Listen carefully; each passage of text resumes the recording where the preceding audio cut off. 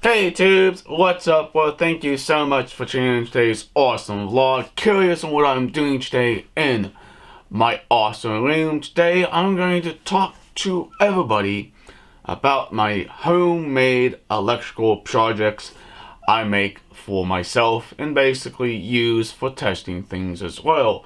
But basically what I am trying to explain to all of my fans is this little guy right here I made last year when I was in the hotel. We need to charge devices, and we also need to power things as well. Basically, here's my GFCI outlet protector right here, a ground fault interrupter, and here is my full USB plug right here so I can charge 4 small devices. In curious, this is a double gang box right here. I call it a 4x4 box, but it's a very nice and sturdy one, made all out of metal.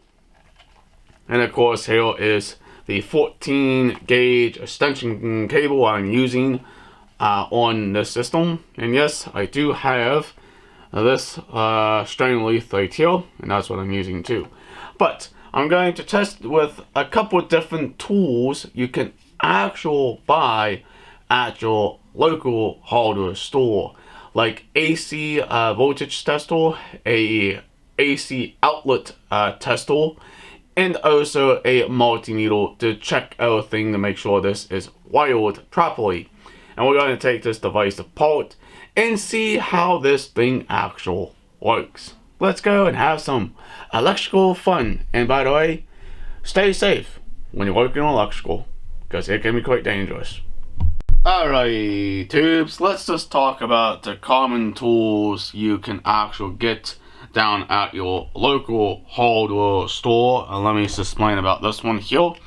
This is a Craftsman's AC voltage detector. This is a good tool to have to check live wiring. The other tool you should have is the GFC outlet tester, and this will also test overload outlets as well. The light you should always have is 2 amber lights, not the red one, but sometimes if it's mixed, you'll get that as well. And it has a little chart right here, very simple to read, and it also has words there too. Now, the other tool everybody should have is a multimeter. This does all sorts of different things: high voltage, low voltage, batteries, and all sorts of stuff as well. But let's test this tool out to make sure it's functioning like it should. Okay, we got power. Sometimes it's a little fiddly with this little thing, but it does work.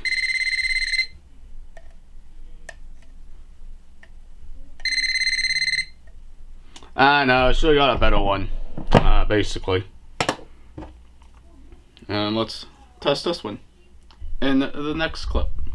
Okay, I took the 2 screws out on each corner. We're going to take this apart in a couple minutes. But first of all, let's test it with this outlet tester, just to make sure you have these 2 amber lights to make sure it's wired proper, or should I say. And that, see, completely wired proper, means we don't have it reversed or anything. Now, it's time to test it. Now, this is now dead, so is that, but no, it's not. Why? Here's the arm tool. This cable is still hot, means these are dead. The black wire is not. Now, for safety, I'm going to unplug it, and we're going to take a look at the inside of this system. Now, let's just double check before we take anything apart. Make sure it's no power. Here's my outlet tester. Make sure it's fully dead.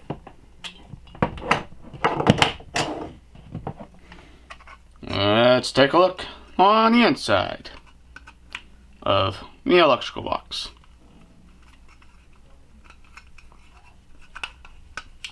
Okay, let's explain what all this is right here.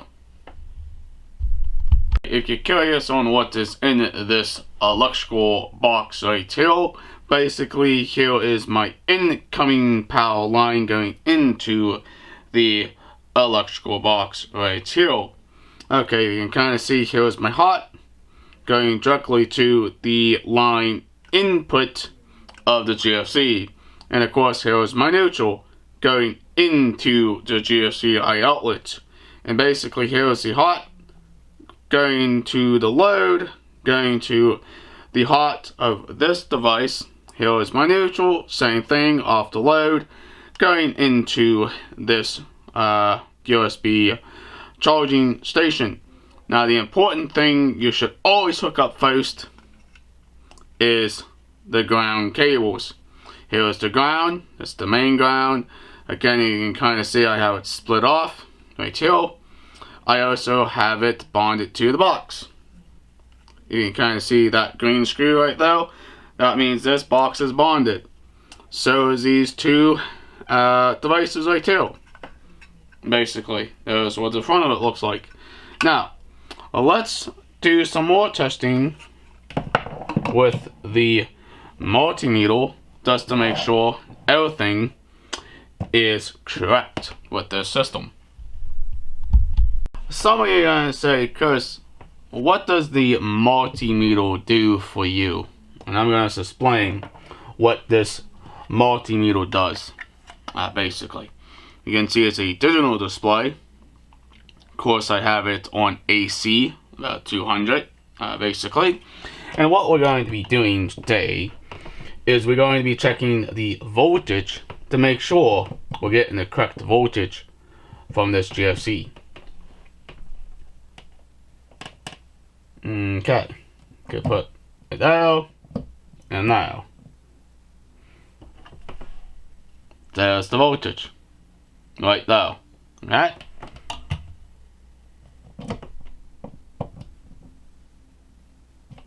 Make sure the outlets are working.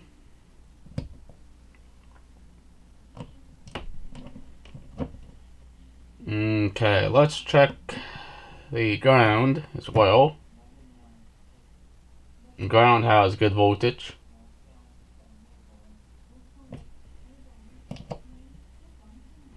Okay, you can see that. Let's check the box. Okay, everything has good voltage.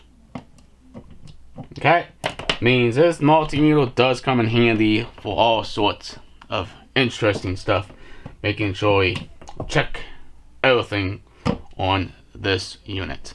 But let's do the continuity test to make sure everything is also grounded properly as well. We're done with these tools right here. We're just going to put those off to the side. But let's focus more of the multimeter and the continuity. I want to make sure this box is bonded to the lid itself. Most people don't do this. Most people just skip the whole tile ground completely and just take the ground cable and just screw it directly to the box. That's not the way you should do it. You should always splice it in a safe way, should I say. But basically, I have 4 grounds right here. My main ground, the bonding ground to the box, and the 2 split offs here is the grounds for these devices as well. But let's use this multimeter and just check.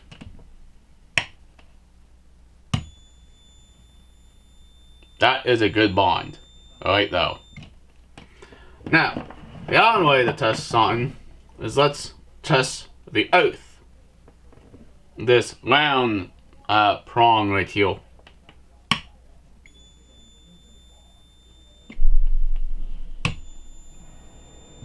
Good. touch the hot. Hot's good. Hot is good. Check the neutral. Good. And good. This multimeter comes in handy for all sorts of interesting applications. Alright then, before you start working on anything electrical in your house, you should always turn off the breaker before you decide to replace, repair, or even try to fix. The common tools you should always have is good electrical tools to work on electrical. If you don't know a whole lot about electrical, please call a professional electrician. But I'm going to explain the couple tools you can actually use yourself. I have this wonderful multimeter right here. This is awesome. It works perfectly fine for what I need it for. Now, they do have better multimeters than this one here, should I say. You can get one that's more complex, but this one works perfectly fine for me. But the Allen tool you should always have is a outlet tester. This actually helps you to make sure your wires are not reversed, should I say, like your hot and neutral. And it also tells you other things too, like is it an open ground? Do you only have one light? That means you have an open ground.